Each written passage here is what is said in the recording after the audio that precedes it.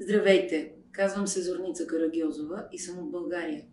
Моята среща с болестта Алцхаймер започна през 2020 година, когато баща ми беше диагностициран. Призовавам ви да подкрепите призива към европейските лидери да превърнат деменцията в приоритет поради следните причини.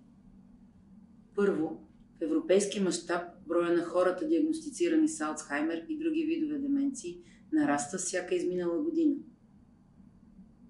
Също така, драстично се понижава възрастта на хората, засегнати от нея. Това превръща болестта в една от първите по значимост и в наш общ европейски приоритет.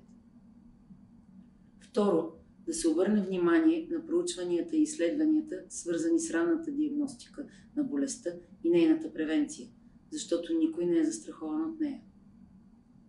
И трето, трябва да бъде обърнато внимание на професионалните грижи, които са необходими за тези хора и техните семейства, за да могат те да водят един равностоен и достоен живот, изпълнен с разбиране и подкрепа на техните нужди. Ето защо ви моля да подкрепите призива към европейските лидери да превърнат деменцията в приоритет.